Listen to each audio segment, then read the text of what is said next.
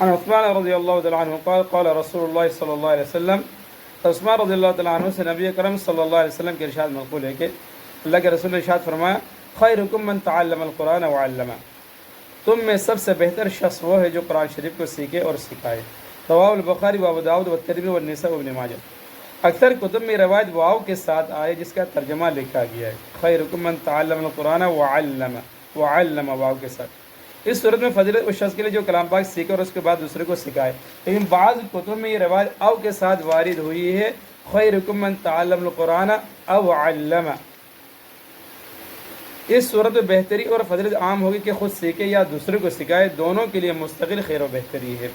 کلام پاک چونکہ اصل دین ہے، اس کی بقا و اشاعت پر ہی دین کا مدار ہے، اس لیے اس کے سیکھنے اور سکھانے کا افضل ہونا ظاہر ہے، کسی توضیح کا محتاج نہیں۔ البتہ اس کی انواع مختلف کمال اس کا ایک مطالب و مقاصد سمیت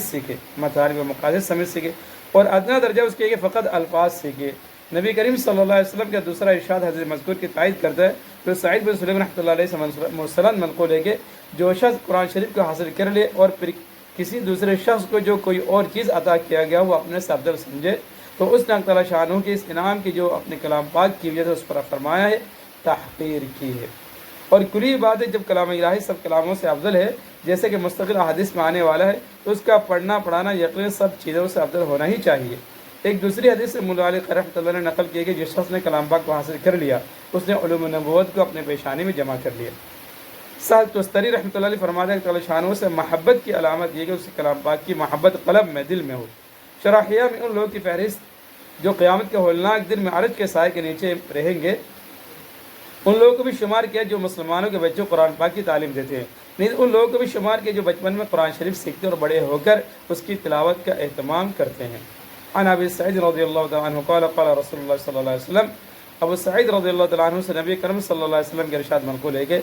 یقول رب تبارک و تعالی، حق تعالیٰ سبحانہ کا یہ فرمان ہے کہ من شغلہ القرآن عن ذکری و مسئلتی، یہ شخص قرآن شریف کی مشغولی کی وجہ سے ذکر کرنے اور دعائیں مانگنے کی فرصت نہیں ملتی، اللہ تعالیٰ فرماتے ہیں اعطیتہ افضل ما اعطی السائلین، میں اس کو سب دعائیں مانگنے والوں سے زیادہ عطا کرتا ہوں۔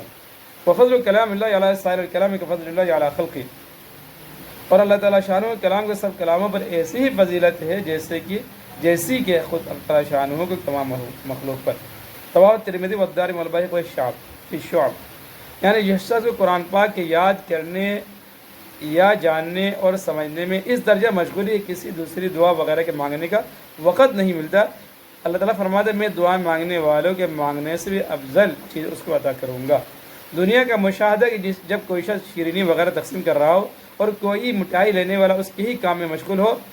اور اس کی وجہ سے نہ آ سکتا ہو تو یقیناً اس کا حصہ پہلے ہی نکال لیا جاتا ہے۔ ایک دوسری حدیث میں اسی موقع پر مذکور ہے کہ میں اس کو شکر گزار بندوں کے ثواب سے افضل ثواب عطا کروں گا۔